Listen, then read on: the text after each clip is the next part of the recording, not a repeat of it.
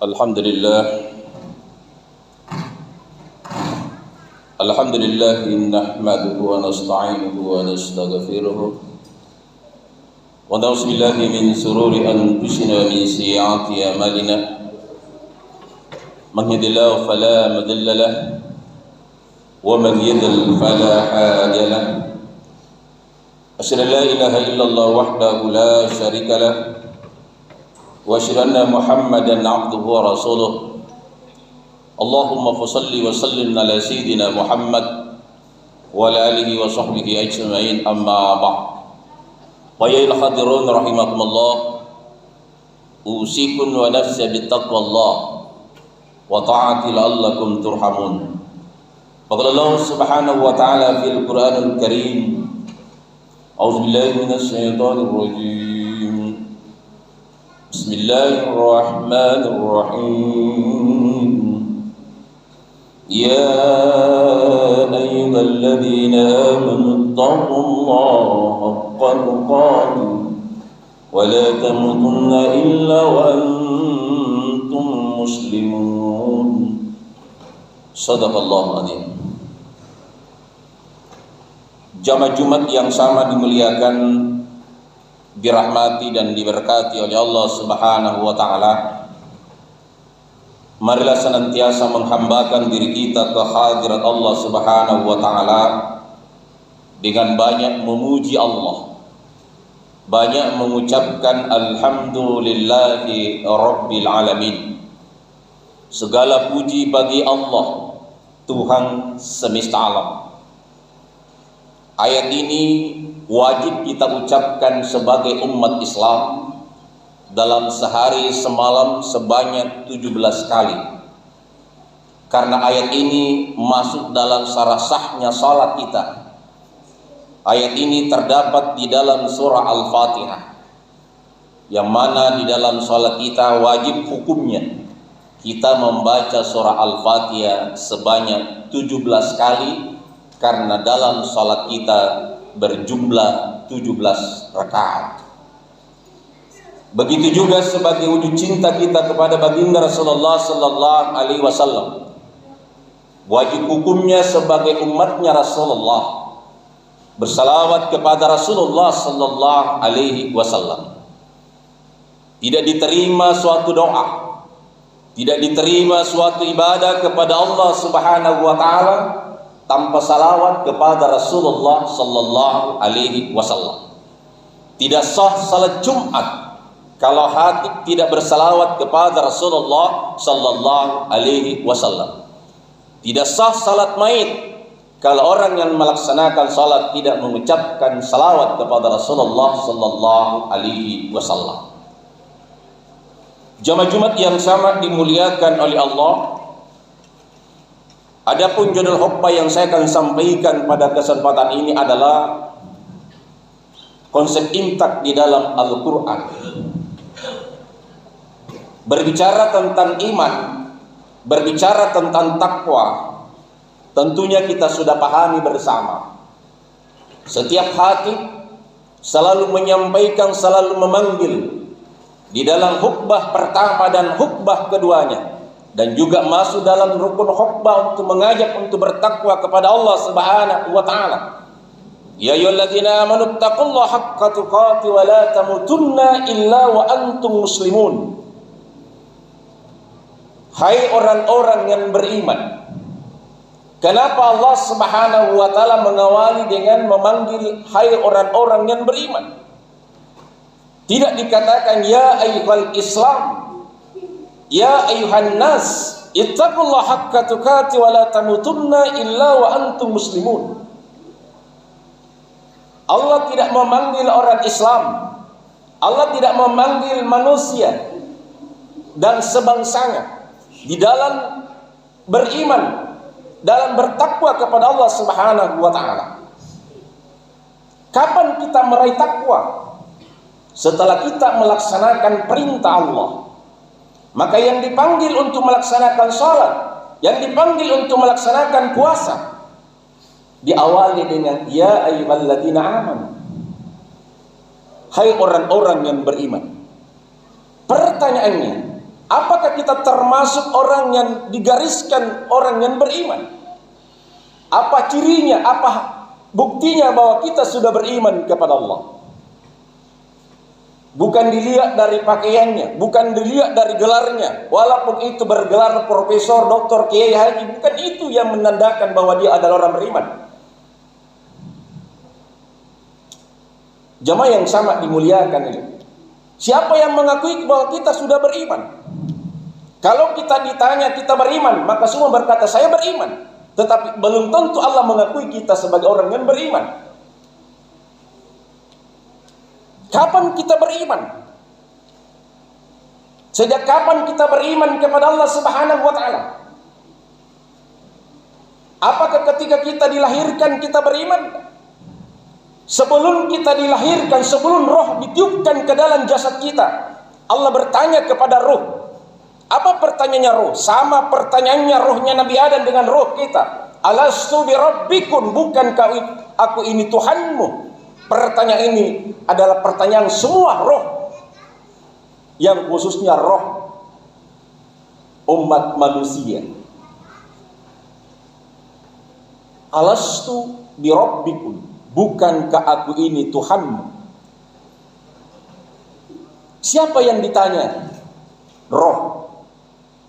Sebelum masuk ke dalam jasad kita.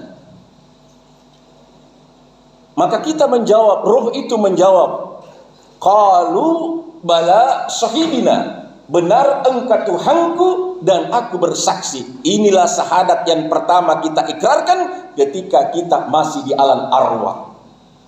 Karena kita mengaku Allah sebagai Tuhan kita, maka ditiupkanlah roh ke dalam jasad kita. Dan sebelum ditiupkan ada 3 rahasianya Allah yang manusia tidak tahu. Apa rahasianya Allah?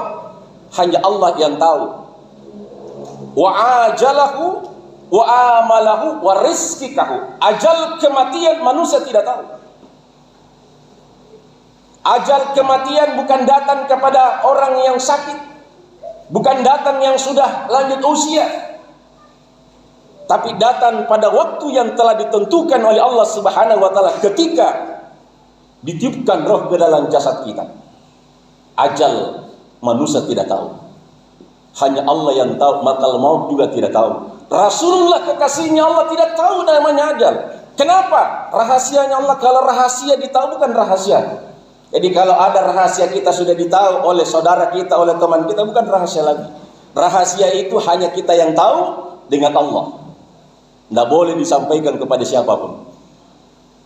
Kalau ada kesalahan yang pernah kita lakukan pada masa yang lalu, pada masa anak muda kita, yang tahu hanya kita dengan teman kita yang pernah kita melakukan suatu kesalahan, cukup kita yang tahu dengan teman kita yang melakukan suatu kesalahan dengan Allah. Tak usah kita kasih tahu yang lain. Kenapa? Allah yang menutupi kesalahan kita. Jemaah yang sama dimuliakan ya. Inilah ajal, rahasia.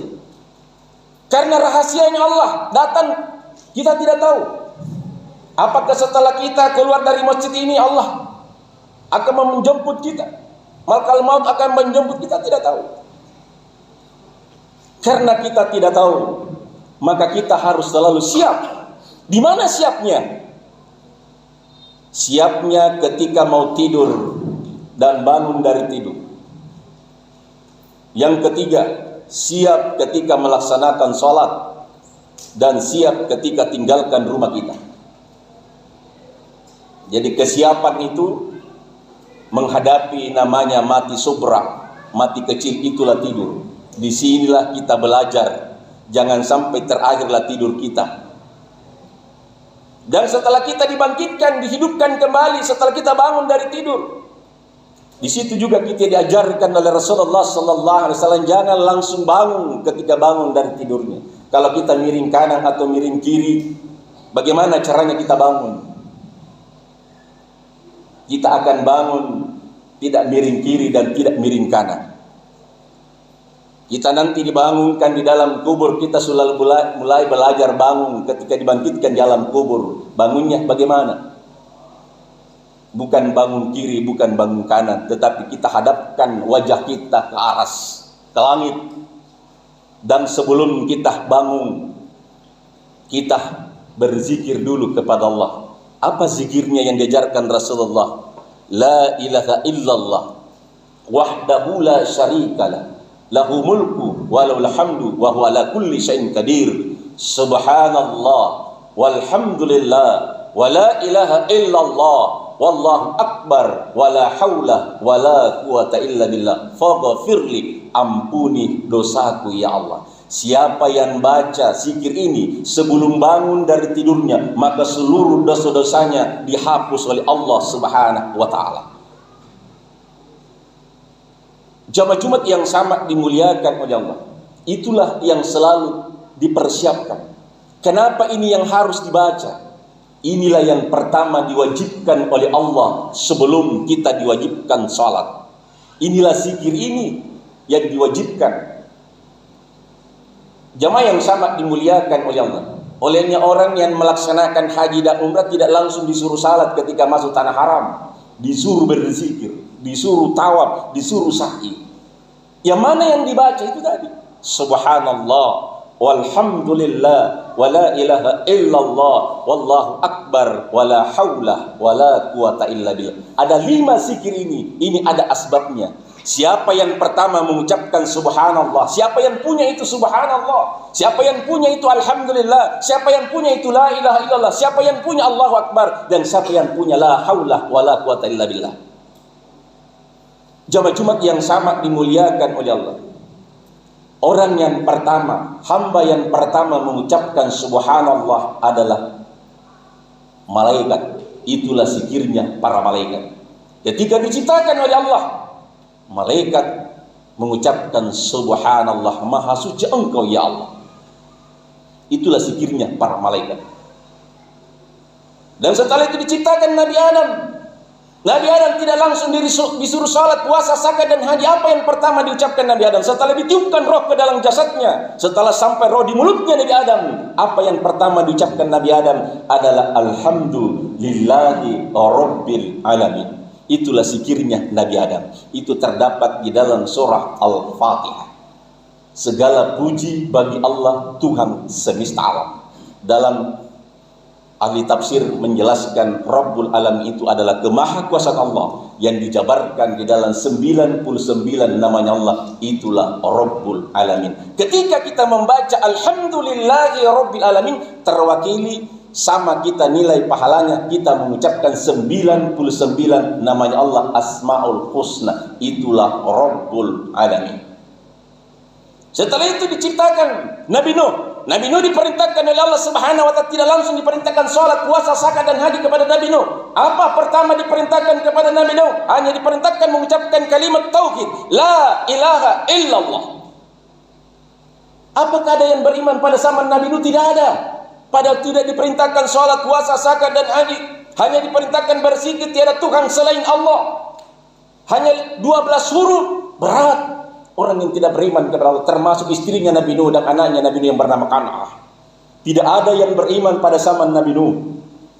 Maka Nabi Nuh diperintahkan oleh Allah Subhanahu wa taala membuat perahu di atas gunung. Sami'na wa ata'na, langsung dilaksanakan tanpa bertanya Nabi Nuh. Maka yang pertama berteriak bahwa Nabi Nuh sudah gila adalah anaknya yang bernama Kan'ah.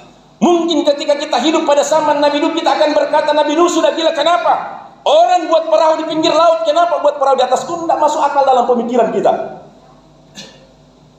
Tapi kenapa Nabi Nuh lakukan? Perintah dari Allah Subhanahu wa taala. Setelah selesai perahu dibuat, disuruh panggil anaknya yang bernama Kan'ah dan istrinya untuk naik di perahu itu. Tidak ada yang mau ikut sama Nabi Nuh. Tidak ada orang yang sehat jasmani dan rohaninya yang beriman kepada Allah pada zaman Nabi Nuh, termasuk anaknya dan istrinya Nabi Nuh. Maka turunlah hujan 40 hari 40 malam. Dunia ini ditenggelamkan oleh Allah Subhanahu wa taala karena tidak ada yang beriman. Yang selamat, yang beriman kepada Nabi Nuh tidak ada orang yang sehat. Yang beriman kepada Nabi Nuh hanya orang buta, orang tuli, orang lumpuh, orang bisu, dan orang yang rusak kulitnya. Itulah yang beriman kepada Nabi Nuh. Jangan heran kalau penyakit yang diderita kita sekarang ini, kalau bukan buta, tuli, lumpuh, bisu, dan rusak kulitnya. Itulah yang beriman, itulah yang selamat, itulah yang ikut kepada Nabi Nuh alaihi salam. Maka dengan izin Allah Subhanahu wa taala, dengan kalimat la ilaha illa orang buta dapat melihat. Dengan kalimat la ilaha illa orang bisu dapat bicara. Dengan kalimat la ilaha illa orang yang tuli dapat dengar.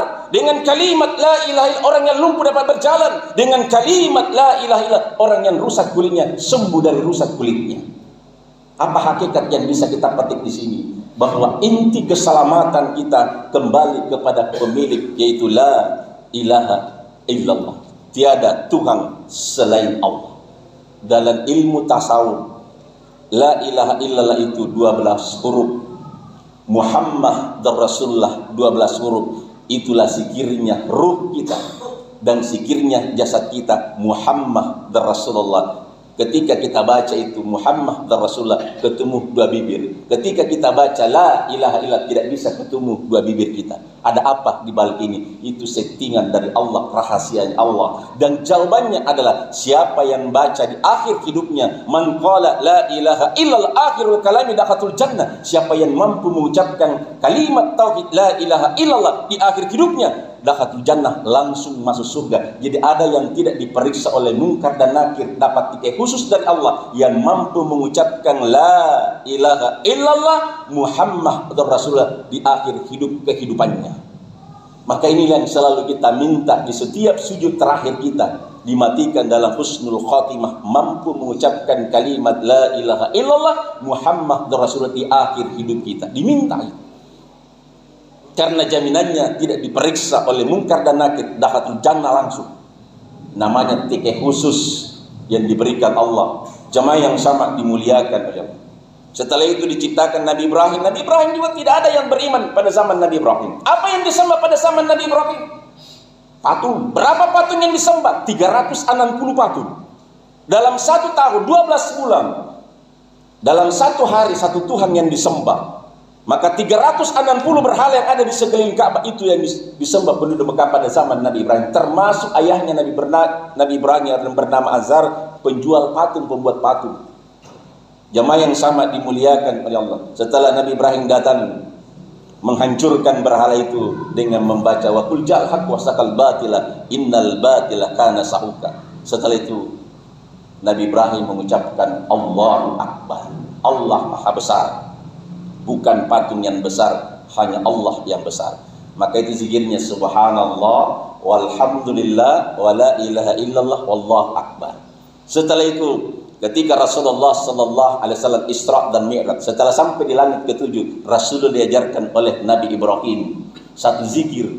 Wahai Nabi Muhammad, tanamilah surga dengan tanaman, bukan tanaman yang biasa kita tanam di dunia, tapi tanamannya dengan mengucapkan la haula wala quwwata illa billah. Maka cukup sudah 5 zikir ini. Itu asbabnya adalah terakhir Rasulullah sallallahu alaihi wasallam ketika berada pada langit ke-7. Jemaah yang sama dimuliakan, itulah inti daripada salat kita yang di dalamnya adalah zikrullah. Inilah yang pertama, ayat pertama turun kepada baginda Rasulullah adalah surah Al-Alaq, bukan perintah salat, puasa, zakat dan haji, tapi disuruh iqra bismi rabbika. Bacalah dengan menyebut nama Tuhanmu yang telah menciptakan kamu dari segumpal darah. Yang mana yang harus kita baca? Ada stempel tangan kanan dan kiri kita, ada huruf Arab 18 dan 81, jumlahnya 99. Itulah Asmaul Husna. Dalam diri manusia ada 99 asma Allah, dan di dalam sentral zikir itu ada di jantung hati kita. Siapa yang selalu ucapkan ini akan dijauhkan namanya serangan jantung. Wallah, itulah zikirnya yang tidak pernah berhenti sesuai dengan nadi jantung itu. Wallah, Allah. Ketika berhenti berzikir, inna lillahi wa inna ilaihi raji'un. Barakallahu li wa lakum hadin wa nafa'ani wa iyyakum bihi min al-karim wa taqabbal minkum innahu was-sami'un 'alim.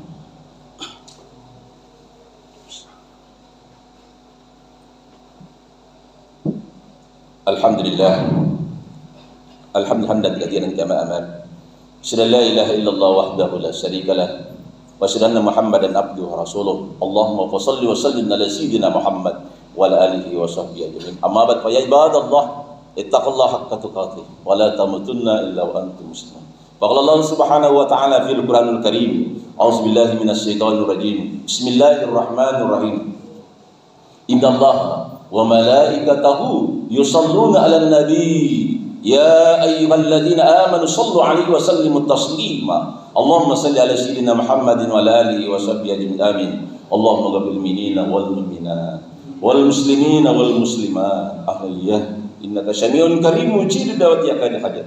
Allahumma rabbana zalamna anfusana wa illam taghfir lana wa tarhamna lanakunanna minal khasirin. Allahumma anta rabbi la ilaha illa anta subhanaka inna kunna minadh dhalimin. Rabbana atina fid dunya hasanah wa fil akhirati hasanah wa qina azaban nar wa qina azaban nar wa qina azaban nar. Subhanaka rabbika rabbil izzati amma yasifun wa salamun alal mursalin walhamdulillahi rabbil alamin. Aqimus shalah.